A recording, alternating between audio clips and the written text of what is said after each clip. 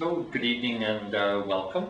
My name is Robin Clark. I'm one of three authors of the Wildland Fire Protection Plan for Saltspring Island.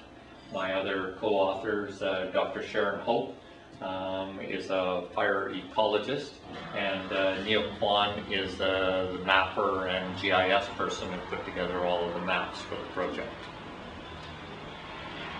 So this evening I'm going to go over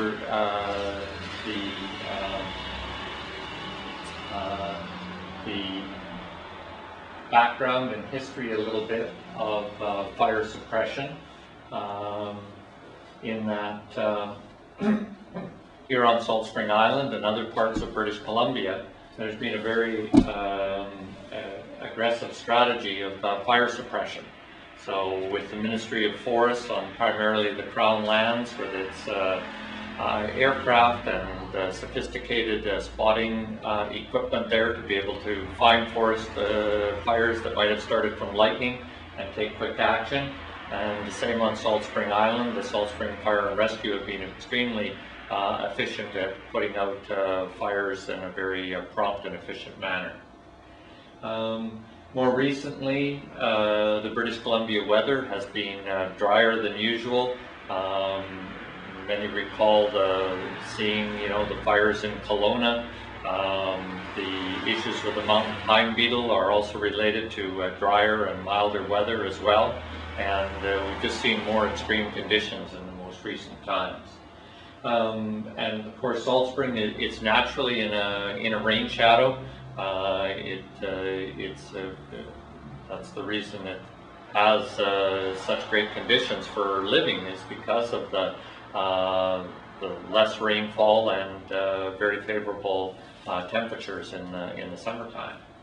And adding to all of that, in addition to the residents that are living here, Saltspring also receives a lot of visitors in the summer season that may or not be familiar with the dryness of the ecosystem and may not always take the care necessary to prevent a fire starting accidentally. So what is this wildland interface? More in the most general sense, the interface is the area between the continuous forest and the place where people have their homes. So it's not the concentrated area of continuous buildings that would be in a subdivision. It would be more an area that has at least a mixture of trees and then moving to continuous forest.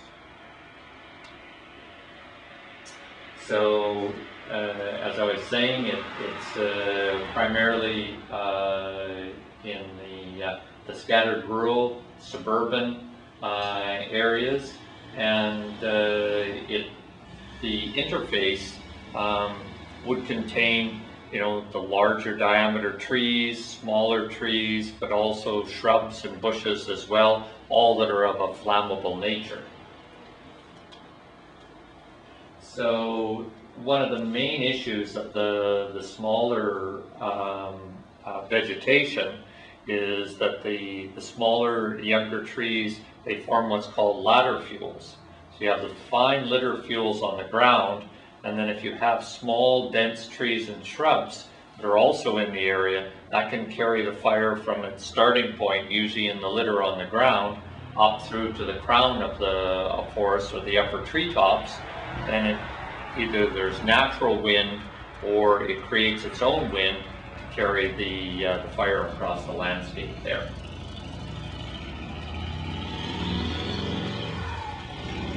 So the purpose of the protection plan is twofold. Firstly, it's to determine what is the hazard level on Saltspring Island, and to then take, and once the hazard levels are determined, to prepare a map that shows the hazard levels across Saltspring Island that can be used as a basis of decision making. And then Once all of the mapping is done, all the information is collected, then the idea is to lay out some strategies to reduce the danger of wildland interface fire. So in the end result, the whole idea of the plan is to reduce or mitigate the interface fire hazards. And the main area of concentration is around individual people's homes, but the areas along roadways and all of the connecting pieces that are in the community are equally as important. So the strategies fall into three areas. There's the technical areas, the planning, and the education areas. And the technical aspect of things requires first off mapping. And to do the mapping of the hazard, we're using the standard Ministry of Forests assessment forms, and we look at all of Saltspring Island, and we picked in advance 22 geographically distributed areas, and we went and established a representative plot, one that was generally representative of the forests in that area. And then out of that scoring, it's about a 3-page assessment form with various and different criterias like the slope of the land, the amount of fuel that's there, other issues on the landscape related to hazard. And then from that, the totals are summed, and the plots are rated as low, moderate, high, and extreme. And then with all of that information and using aerial photographs as well, a complete fire hazard interface map is made of the entire area. And in addition to putting on the hazard, we include all of the road networks, all of the areas that are particularly greened up naturally, like large areas of fields and cultivated agricultural areas, the lake networks, the lowlands, the large power line, just to give an idea of where areas of natural fire break occur on the landscape as well. The hazard zones for Saltspring Island, there are only two. One, the major portion is the hazard of extreme, which is the highest, and the other portion, more towards the northerly portion of Saltspring Island, is categorized as a high hazard. The extreme is an area with high amounts of woody debris, a lot of ladder fuels, and generally steeper and more rocky slopes.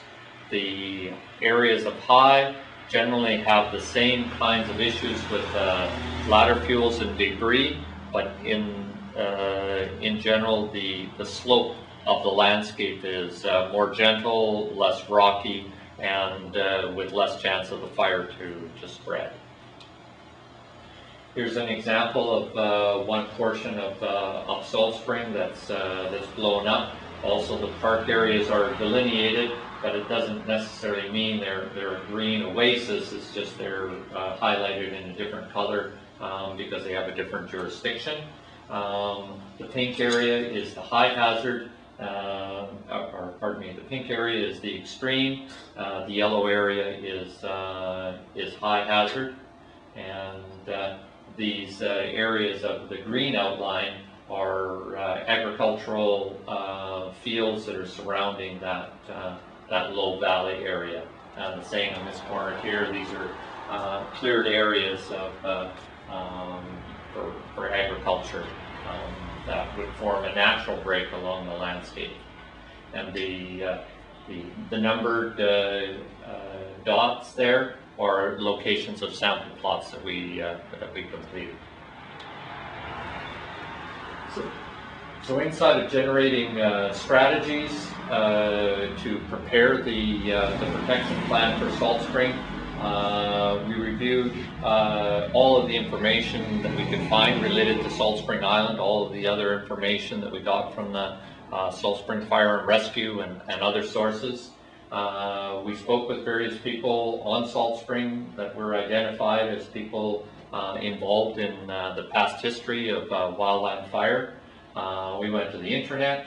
We incorporated other experiences. We had just completed the Wildland Fire Protection Plan for the City of Campbell River, so we used the knowledge that we gained there as well to incorporate. And our main source, whatever, is the Fire Smart and the Fire Smart manual. That's this manual here, which is a very comprehensive guide to protecting communities from wildfire.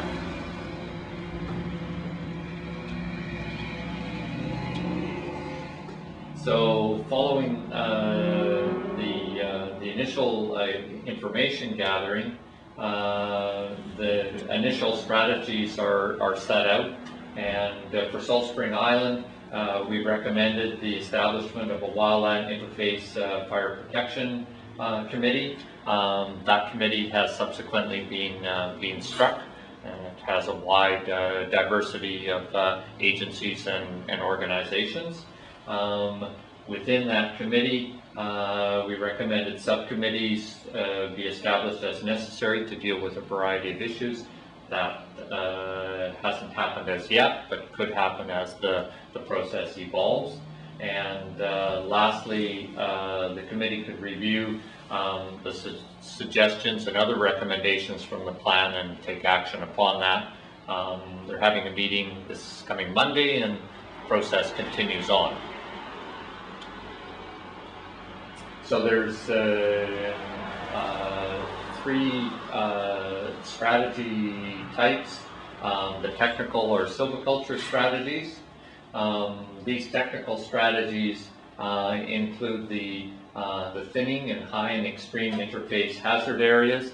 That thinning could involve the removal of trees. We're certainly recommending that the dead trees be removed.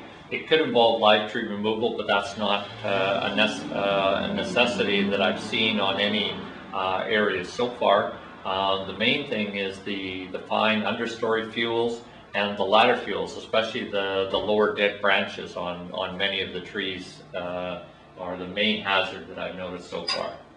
And then the other idea is to collaborate with major landholders to establish perimeter buffer around either developed or undeveloped tracts, more on a local individual basis to prevent the spread of fire either up the slope or along the landscape.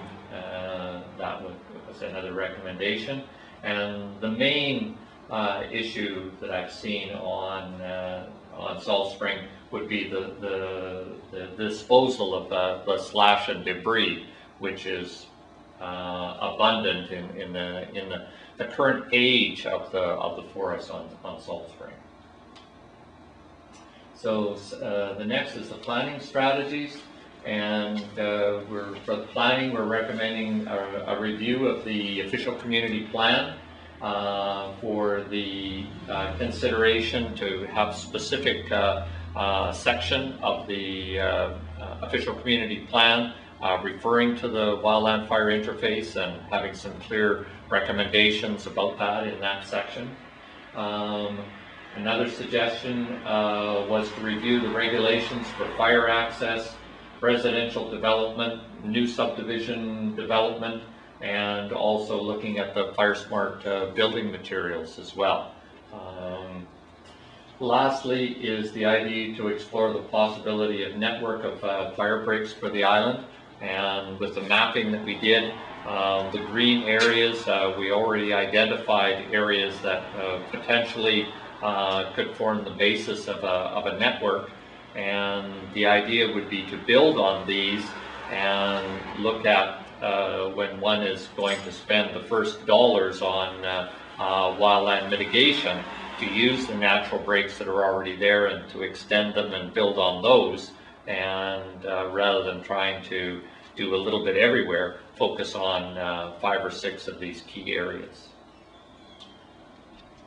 As far as education strategies, the first recommendation was to appoint a public safety educator to address the public education issues. At the present time, the Saltspring Fire and Rescue has that role. While they haven't assigned anyone specifically to that task, they're the main resource for information. The next is to train neighborhood leaders as models for residence hazard modification, and that is partly started with the training that we've already undertaken. There have been representatives from neighborhood communities that have come and spent the day with me today, and we think that activity should continue. And lastly is to establish public areas that demonstrate hazard reduction, and we do have an excellent location at the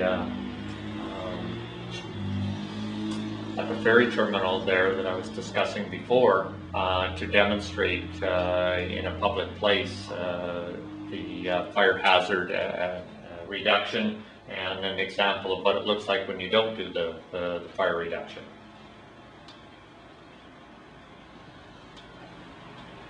So, following the report, this is a follow-up now on specific reduction. We also prepared a handout that goes along with this, titled "The Guide to Wildland Interface Fire Reduction on Saltspring Island," and that small brochure is also available at the Saltspring Fire and Rescue at the fire hall.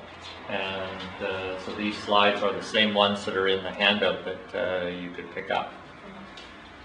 So one of the first strategies is a species removal, and this is on Saltspring. That would include things like removing of broom and gorse, which are both highly flammable, but it wouldn't necessarily be restricted to those. There could be other species of Himalayan blackberry and things like that would also be worth removing.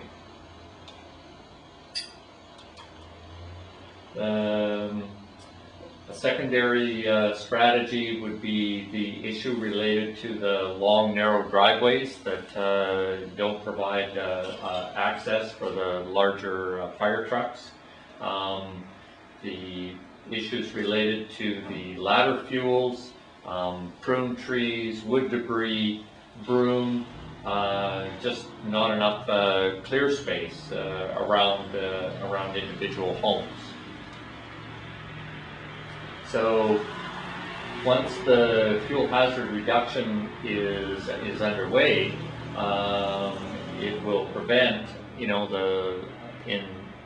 fire growing from a small size that can be contained to a larger size, and it will prevent the fire traveling either horizontally across the landscape or vertically, which most of the extreme areas, that's why they're categorized as extreme, because a fire has a tendency to go up the slope, and if the ignition point is at the bottom of the slope, the natural flow for the fire is going to be uphill, and once it gets going, it creates its own draft and pulls itself typically to the top of the hillside. So one of the main issues is the ladder fuels. So the fire will start in the fine fuels on the forest floor, but the carrying of the fire from the forest floor up to the upper part of the canopy is the main thing that can be reduced in around homes and in around neighborhoods. So, for example, what would you advocate? Would you take out that clump there that was in the previous slide? What should be removed, is it? The idea of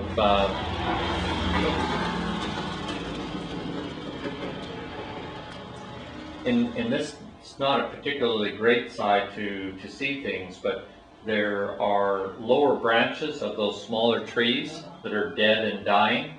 There's dead material that's hanging up in those trees, and it doesn't have a very much of an open look to it. It looks dense, and so it's that's the idea of looking out on the ground on a real site. Rather, it's a little difficult to tell from a photograph. I have some later on here that show a little bit better examples. But this is a typical Saltspring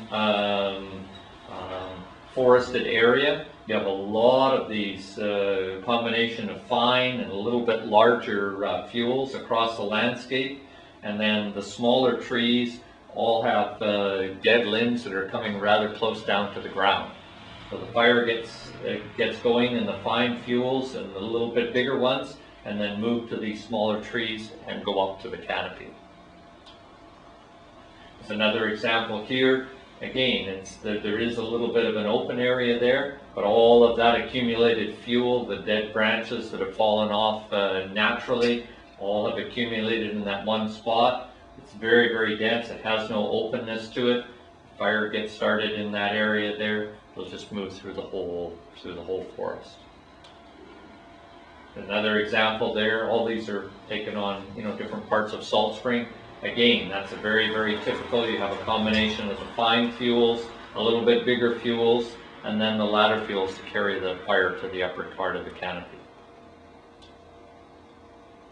So another issue which is very prevalent on Saltspring is broom, and the most common place you see it is along the roadside, and along roadsides is probably a very common ignition source. So there's definitely a lot of effort that would be needed there to remove that.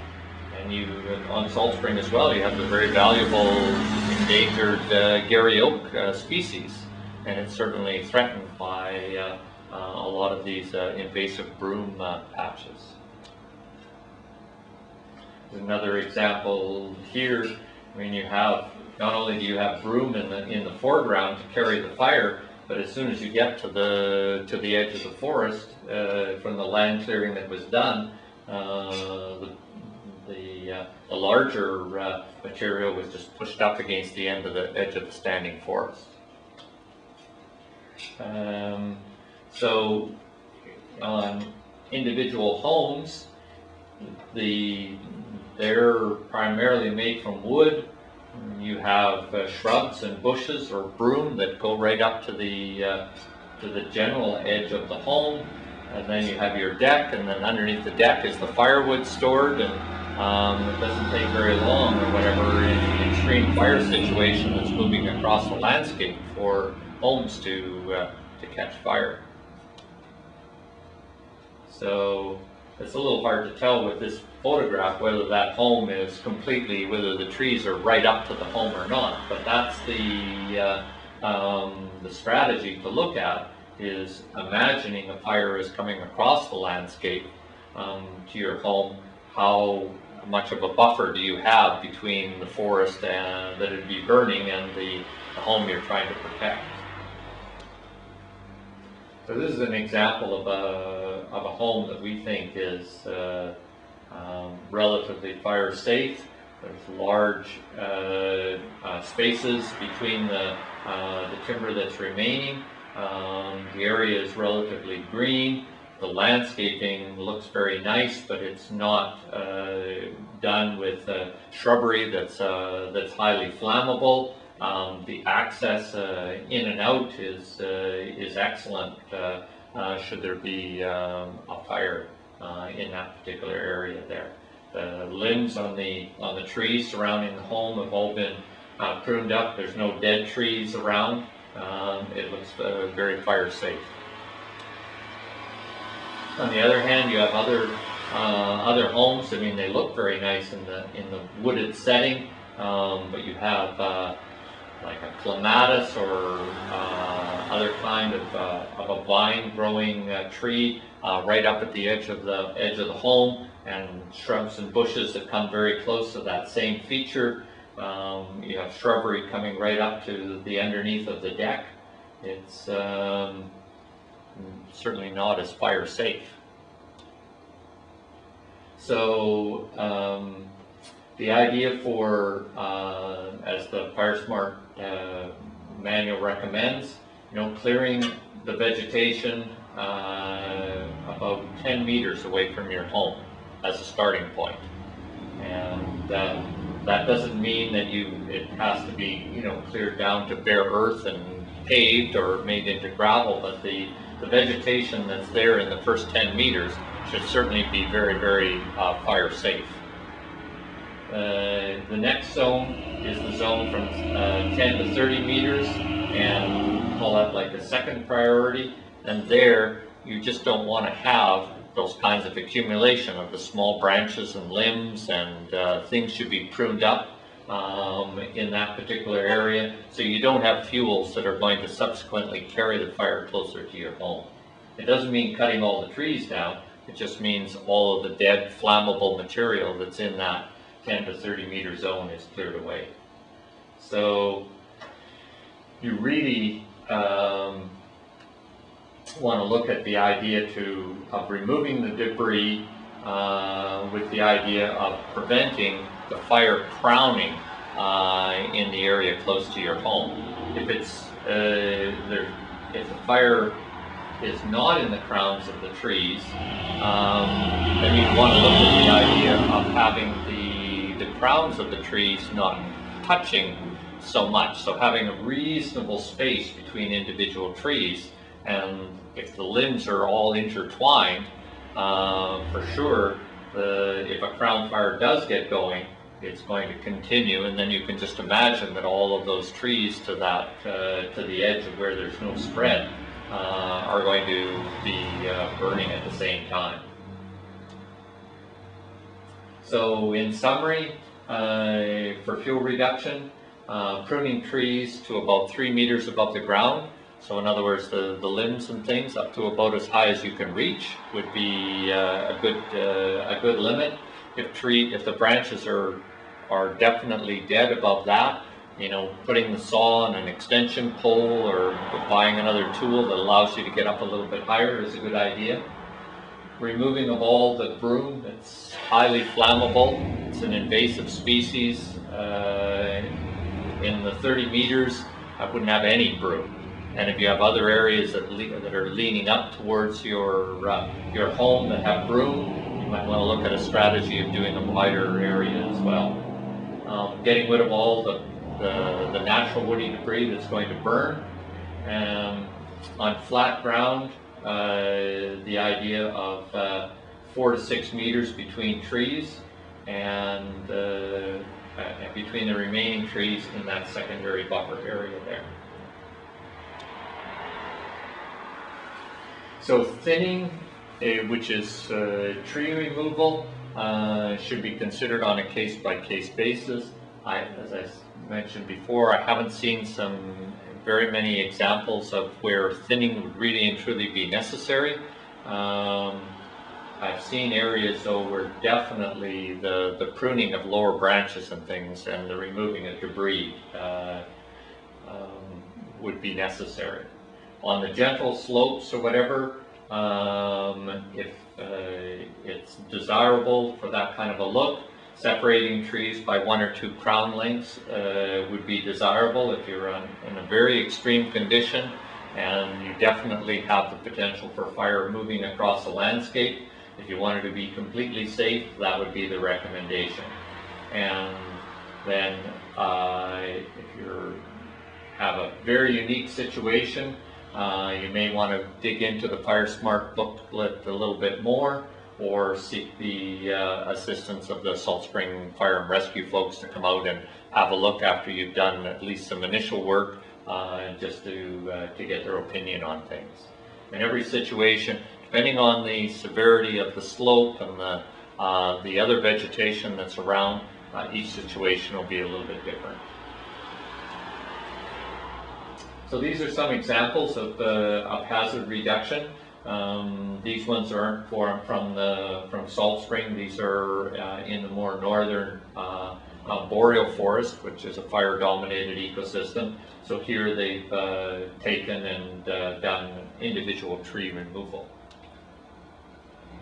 The pruning back of shrubbery and bush can be done with hand tools, of course. So that's certainly the preference for a landowner who isn't so experienced with using a power saw. If you have lots of experience using a power saw, that's probably a good choice. But in general, people with not a lot of experience using a saw, that's a little bit dangerous, especially when they're using it on brush. The broom, ideally you're getting at the broom before it goes to seed. The broom has, there'll be seeds in the ground anyway, more broom will come, but once the bigger size bushes are down and it's kept up on a regular basis, eventually by pulling the smaller ones that come each year, eventually the broom will get itself under control, not like this where it's quite out of control. The pruning of the lower branches, that seems, in all my visits around Saltspring, that seems to be the biggest issue, because you have the ladder fuels from these small little dense thickets of primarily Douglas fir. They come right down to the ground, and they definitely are an issue if the finer fuels get going. And another example of clearing out of debris. This one here is a picture from an area in a suburb not too far from Edmonton, and there they've gone in and they've commercially thinned the area. It looks rather park-like in nature, but certainly is very, very fire safe. And this particular, they're doing the work obviously in the winter with snow on the ground. They are using a strategy here of burning. We're not necessarily recommending a strategy of burning. A lot of the small material could be disposed of as firewood, as people are using fire for heating anyway. The smaller pieces could be cut up and used as kindling. The larger branches and down materials could be utilized in that way. They could be composted, and there is areas of British Columbia and across Canada where they're looking at using waste from wood to turn them into energy. The whole field of bioenergy, biodiesel, biorefineries, making another product that's quite common, or becoming more common, is making wood into pellets for burning in pellet stoves. I'm not sure whether there's enough debris that's created on Saltspring Island to warrant one of those ideas of being viable or not, but it's certainly worth exploring.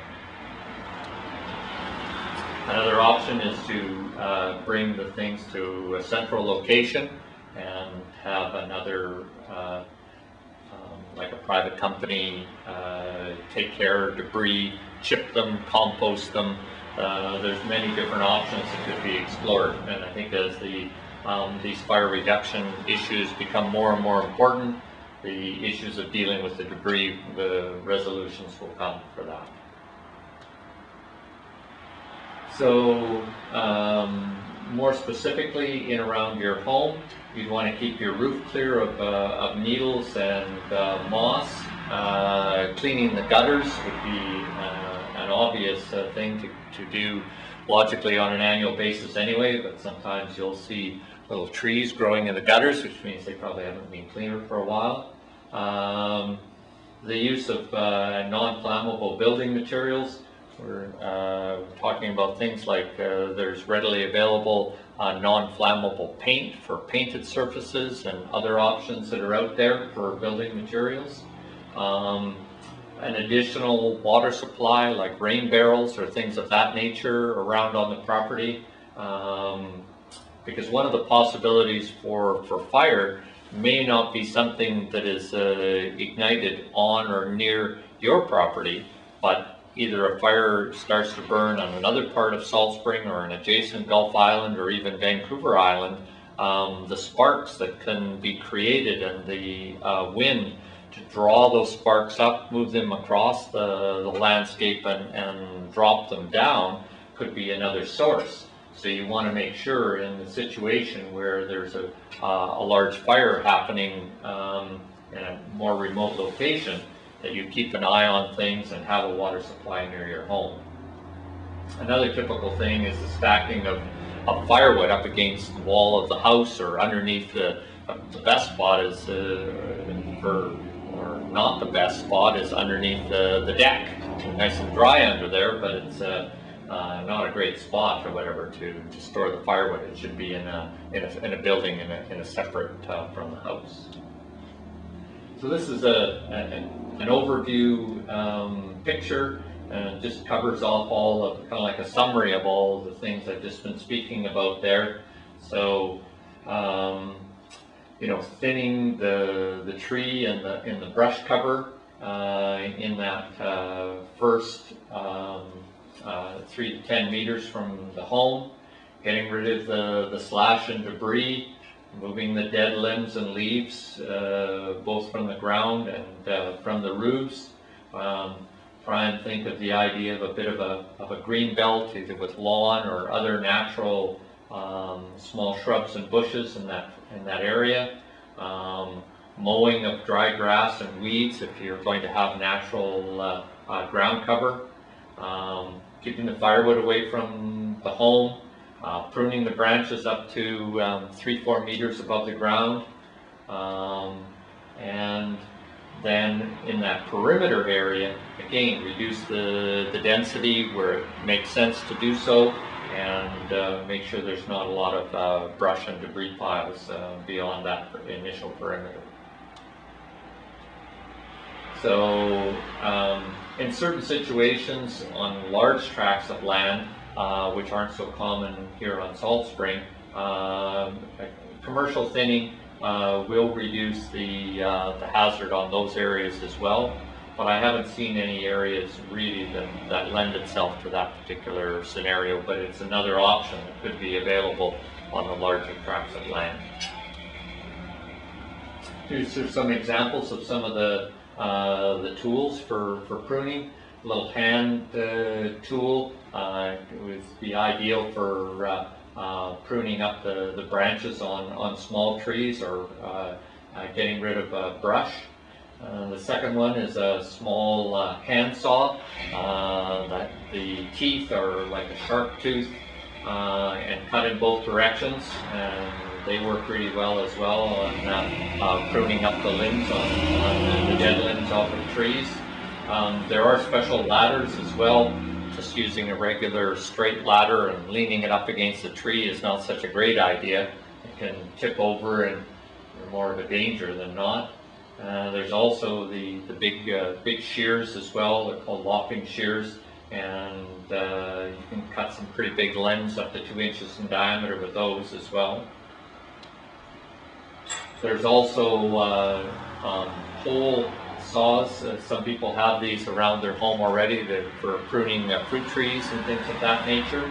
They're very handy for getting up at the higher branches if they're still dead. They do have even a chainsaw mounted on an extended pole. I guess if you had a huge area to do something like that would be worthwhile, but these are mostly a commercial company that does this for a business would use a saw like that. And then for larger, bigger sized branches and things like that, there is a large, kind of like a sweet saw that could be used to make firewood of the larger diameter pieces as well. So just some examples of some of the tools that are available. So we looked at what some of the neighbors are up to on Saltspring. There are groups that are meeting and making plans related to the wildland protection, mostly in neighborhood groups. individuals creating websites and documenting the interface issues. And there are individuals that have modified their homes and landscapes to be fire safe as well. So we're recommending that folks look at the, there's a FireSmart booklet. It's called the FireSmart Manual, and it's a small pocket-sized version of the larger manual.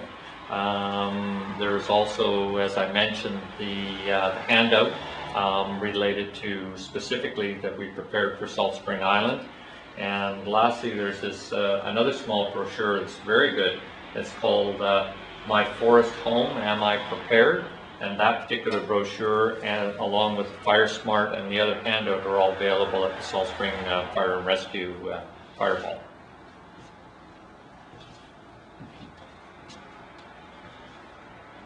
So, so if you have further questions, the best source of all is the Saltspring Island Fire and Rescue staff. There is also the Saltspring Island Fire Board members that are a good resource. Islands Trust is very involved and very interested in this topic as well. There is the recently formed Saltspring Island Wildland Protection Plan Committee. You'll probably hear more from them in the future. And another good resource is the Garry Oak Recovery Team. They're very involved in removing broom, especially from the valuable Garry Oak ecosystems.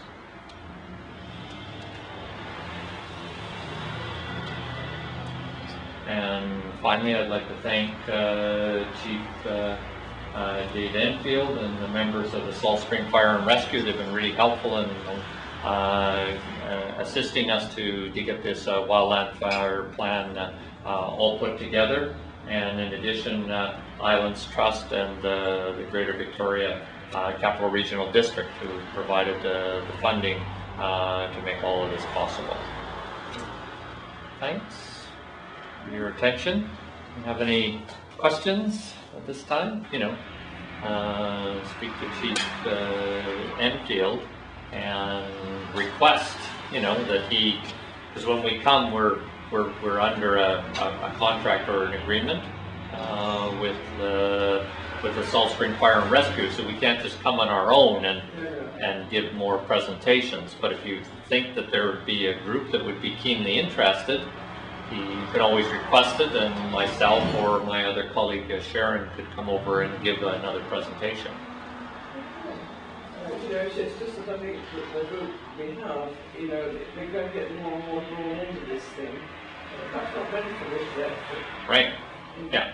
Now, another resource that that the chief may recommend is having one of his staff come out. Dale Lundy has been, you know, listening in. He came with me to collect all of the data, and they have this presentation. This same presentation. They may not have the same sophisticated projector to show it all, but they certainly have it on their computers and things like that. And depending on the size of the group, you could, you know, could be shown on a laptop. But after you've seen the presentation, that, you know, kind of the next point is you know, coming to some action. And the action really needs to be seen on a very site-by-site basis, because each individual property is slightly different. There's issues there, and then especially, I think it will need some collaboration amongst the each individual neighborhood to speak up, to try and look at an overall strategy for the neighborhood. You know, maybe people aren't physically able to get on their land, but maybe they wouldn't mind that others went on their land. So all of these negotiations and discussions need to be done, I think, kind of like on a neighborhood level would be a good size to approach it. Probably there isn't, you know, readily funding available to go and do some of the work that needs to be done. And it's primarily going to need to be done by volunteers. But still, there's there could be no shortage of creative ways in which it all could happen as well. So it would be certainly great to involve some of the youth in projects or whatever related to this, because it's partly physically demanding, the work, and especially if it doesn't use like power tools, and it's just a lot of times it's just a little bit of pruning and moving the debris to a safe location. That's the primary task a lot of times. So obviously, as things chipped and you can, but does that also mean then to use it faster as much? I mean, does that then contribute to the debris of the forest rock? Yeah, they haven't been using a lot of the chip debris. I noticed that when they take the trimmings along the power lines, and those are trucked off island. They're not used for trails, because the chip material it's flammable as well, and it's certainly better to have it all chipped up and be on the trail than it would be to have it piled along the edge, where you would have an issue. One can still get permission to do burning on Saltspring now, although it's not ideal because there's all of the smoke and all of the other issues related to it. At the present time, the only kind of ideal solution would be people who are already burning firewood as a source of heat in their home. So the smaller material can be the beginning of the fire, and the limbs, as the fire gets going, to burn those rather than piling all of the branches up in a great big pile and making a great big bonfire. Or if there's others that community groups and things like that are taking and delivering firewood to seniors and others in the community, again, that can be a very good source. Yeah. So some of the restaurants and things are burning firewood. Maybe those are coming from standing green trees that are being cut down. So there is this source of other material that could be sort of used as a first point. Yeah. And whether there's solutions on a larger, grander scale, where people would bring the debris to a central location, and then at that central location it would be dealt with, either in composting is a possibility, or people just don't want the bigger size limbs and things like that. They could be cut up, and people could bring in debris and take away bundles of firewood at the same time. So sounds good. It's the innovation to make it all happen. I just wanted to say that you did this presentation yesterday also, and it's great because you're looking at the problems, and we seem to have some serious problems on the island, but then there are answers, and that a constructive community can do something about it. But if we don't do anything about it, there was someone in the audience yesterday who said that when you were looking at it from a scientific point of view, the problems we at present have on the island, if we don't do anything about it, someone in the audience said that what you were describing to us, to him, was like a time bomb. In other words, just waiting to go off. and then you also said yesterday, and you said the same thing today, that the best we have on Saltspring is a high danger, right. And the worst is extreme, and you can't get any more bad than that. Yeah. Well, it's the combination of things. I mean, Saltspring and these ecosystems, they're fire-dominated ecosystems. Centuries ago, the forest naturally reduced its hazard by creating catastrophic fire that went across the ecosystem. And now there's been a century of putting out the fires. Initially with the logging aspect of things, they tried as best as possible not to create any fires after the logging activity. And then now with the road network, you have your very efficient Saltspring Fire and Rescue, who are, they have more sophisticated communications. People have cell phones. Fires are reported very quickly. The response time is very quick, and essentially all of the fires are being put out. So the one thing that we're not doing is we're very good at putting the fires out, but not at actually keeping the forest clean. It's right.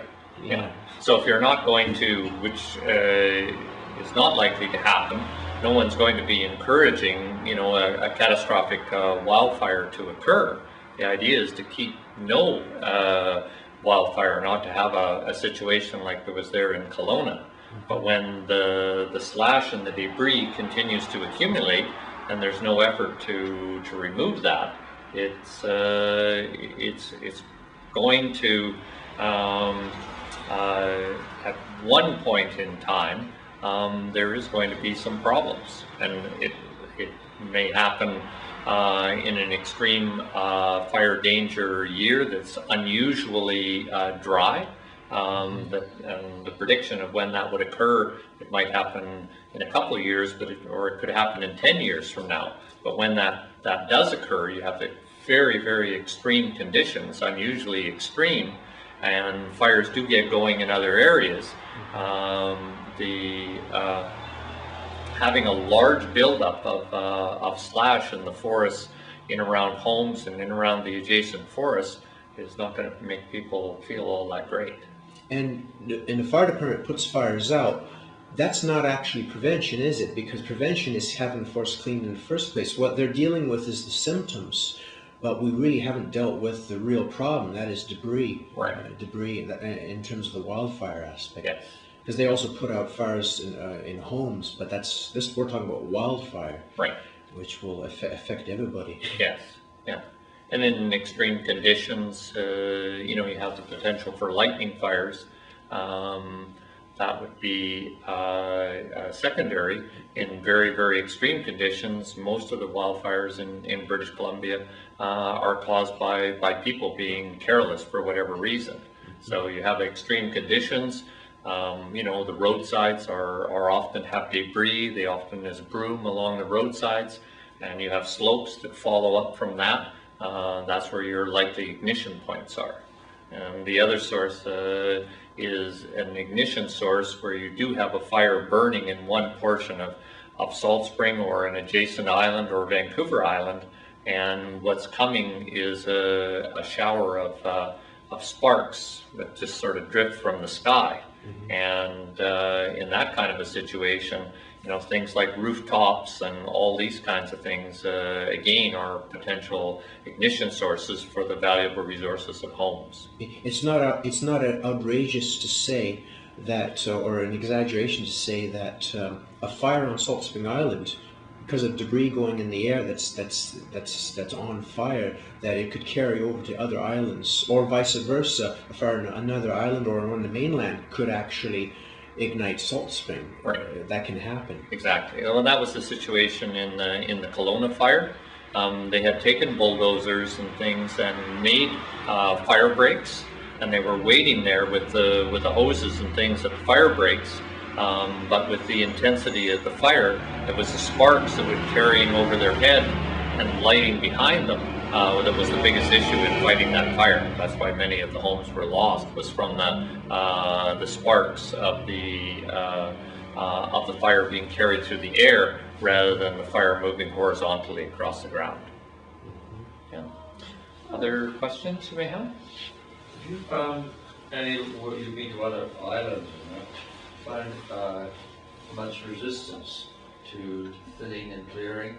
I was looking, one of the photographs showed, and you said ideally it would look like this is like a parkland. And I know that there are people on this island saying, I don't want my place to look like a parkland. Right. I just love the woods the way they are. That's why we came here. Right. I don't want to cut all that debris out and take all that ladder field away. Yeah, I would say, there's resistance everywhere we go. So the scared, is this showing pictures of what happened in Kelowna, that's about the only sort of way to deal with that, is it? I don't know whether, To frighten people enough that they... I'm not sure exactly what it is that motivates people to, to take particular action. I mean, really, a lot of it is, it's partly common sense to a certain degree. I mean, there are some really good examples of, it's not that common that they're using that, Well, there's so much debris in the forest that we probably increase our chances of a fire if we actually thought we could take them out to some safe area and burn them out. It would be too much pollution. So ideally, we should make it a form of it's a small little industry. It's a way of we probably produce enough debris in the forest over a period of decades that we could actually make an industry out of it. Yeah. But I think if some people really saw some of those dangerous forests, they'd realize that this is not natural. I've seen some of the ones that are like toothpicks, one after the other, that are like 2 feet apart from each other, and they're dead. and you know that'll go up like nothing. Yeah. No, I think that the education information, when people can see on the ground to see the situation, I mean, you're not going to be starting fires to demonstrate that it'll move across the landscape. And it is only, in the peak of the extreme summer months where the extreme problems, and coming in, in March and April, people aren't thinking about fire danger. But in the experience of going on the field trips that I did today, and the field trips for that I'm going to do tomorrow, the people that come along and see firsthand the kind of danger that's there, and the amount of effort, it's not that great to reduce the hazard without cutting down live trees and all these things as well. Removing dead limbs and branches that have fallen to the ground, pruning a little bit of the things, removing firewood from locations that shouldn't be. There's a lot that people can do without dramatically changing the look of their home and their landscape. So if we could even get that as a starting point, that would be great. Sharon Hope, Dr. Sharon Hope, who was here yesterday, she made a comment about that, if there are neighborhoods and people, property owners who act, I guess, negligently, or just don't really try to do something about this, in other words, get involved, do something about it, that if we ever do get a wildfire, there's the potential, I just want to be corrected if I'm wrong about this, that the insurance companies, they'll look at the situation, and if they find that property owners really didn't make an attempt to prevent this thing from happening, then it's not a sure thing that people are necessarily going to get covered. They might get challenged. Yeah. There's the insurance is pretty complicated. I think the point she was trying to make is that if an entire neighborhood got together and fire smarted the entire neighborhood, and an insurance broker, when looking at whether to insure homes as a group, and fire was a particular issue, that might be a point or whatever to be able to have everyone's insurance reduced. So I think that's an incentive. Yeah. Now you'd have to proactively go and ask an insurance company about this. But I think it's a proactive strategy which might provide the enthusiasm for a neighborhood to get together and do a fire smart program for their neighborhood. Yeah. So it's things like that. It's the innovative, creative ways or whatever to get an action to make this happen. And I think it's like other things. When one neighborhood becomes profiled in your local paper as being fire smart, and a neighboring, another community neighborhood goes, we should be doing something similar, and then it's already been done in one place, and then a person on one of the neighboring Gulf Islands, sees and hears about that article, and then they come over and look, and pretty soon the idea spreads that way. It has to be, all of my great ideas on what should be done will go nowhere. It has to be individual community members hearing what I say and what Sharon says, and looking at the plan and talking with other folks to say, how can we make this happen? make it happen as an example rather than trying to get everyone, doing it. And just start small, and it'll grow from there. That makes sense. Community recognition for the, and that way it'll inspire other communities on the island to do their thing. Yeah, because there's all kinds of little small signs. You go into a neighborhood, and this particular neighborhood recycles, and so you have a sign that says this is a fire smart neighborhood.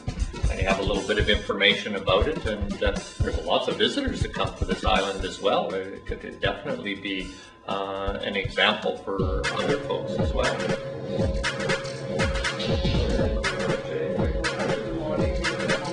Okay, thanks very much for coming.